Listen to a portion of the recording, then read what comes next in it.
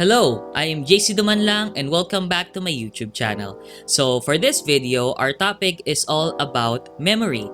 Bakit nga ba tayo nakakalimot? And ano nga ba yung process ng pag-acquire natin ng information? Pag-uusapan natin yan in this video.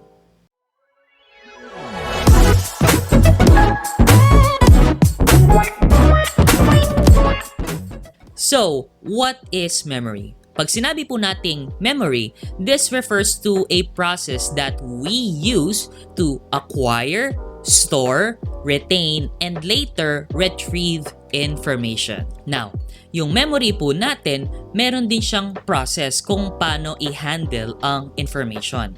And yung process po na yun is encoding, storage, and retrieval. When we say encoding po, this is when an information enters our memory system through sensory input. Yung sensory inputs po natin is yung eyesight, smell, taste, and kapag po na kuha na natin yung information natin through those sensory inputs, kailangan po siyang i-change into a form na kaya makipag-cope ng system natin.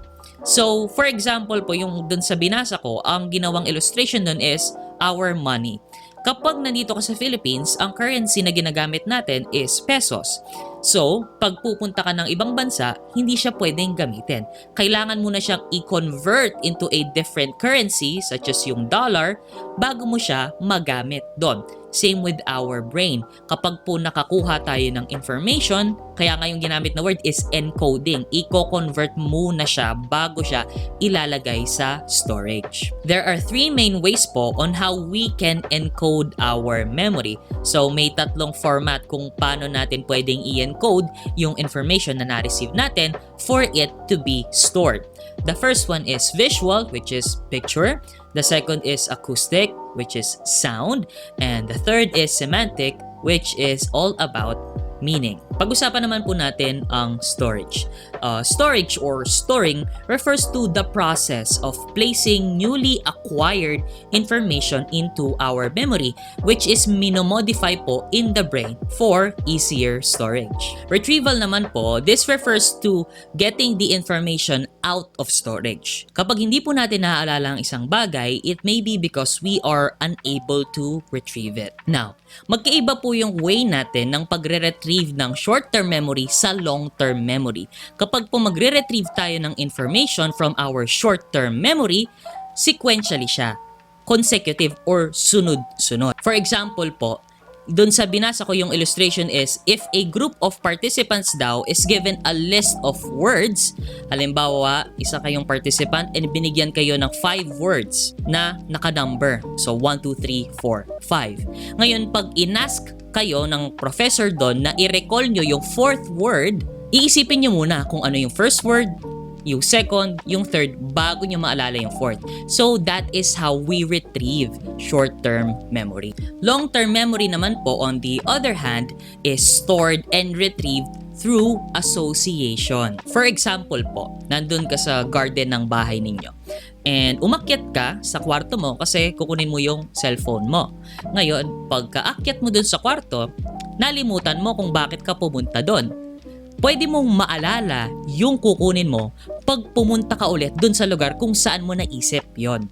For example, kanina nasa garden ka, pag bumalik ka ngayon dun sa garden, maaalala mo na kasi naa-associate mo yung garden dun sa thought na yon. So that is how we retrieve long-term memory, through association. Now, natapos na po tayo sa 3 processes ng ating memory. Proceed naman tayo sa 3 stages of memory.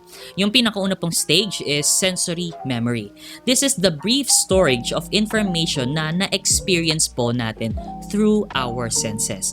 And this is the shortest stage. Yung mga memory na nasa-store dito, they only last for a few seconds. And magkakaiba po yung types ng sensory memory. Meron po tayong iconic memory, meron tayong echoic memory, and meron tayong haptic memory.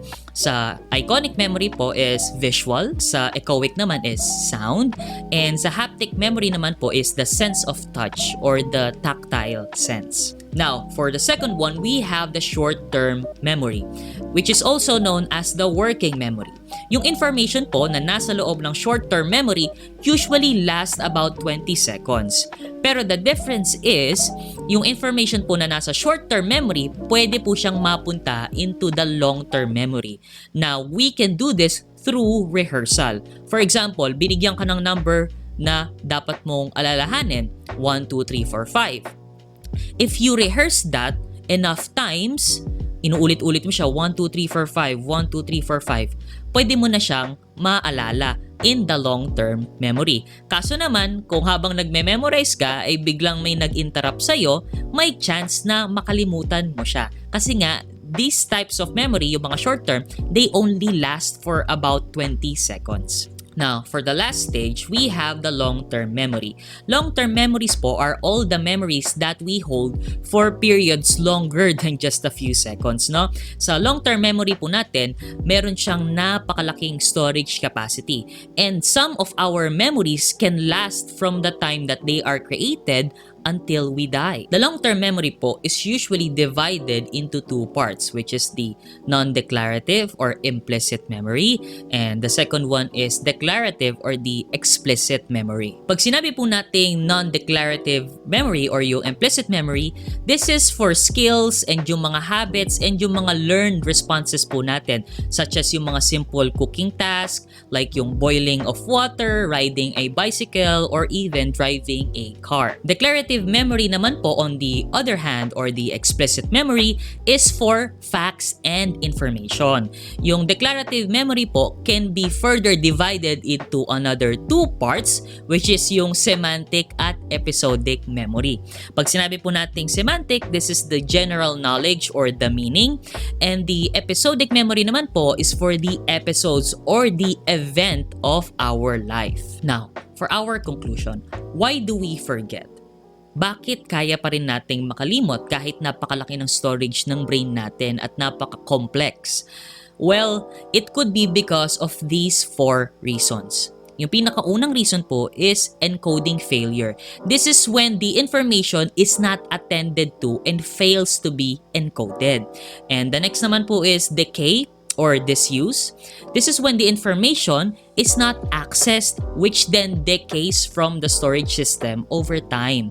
And next naman po is yung proactive interference. Pag proactive interference po, this is when older information that is already in the memory interferes with the learning of a newer information. And lastly naman po is retroactive interference. Pag retroactive interference naman po, this is when newer information interferes with the retrieval of the old information. Those are the four reasons of how we could forget some things. Hindi naman po tayo perfect. We cannot remember everything and we forget things most of the time. So that wraps up our video. I hope marami po kayong natutunan in regards of your memory, and I hope alam nyo na ngayon kung paano nag-work ang memory ninyo and why do you forget some things.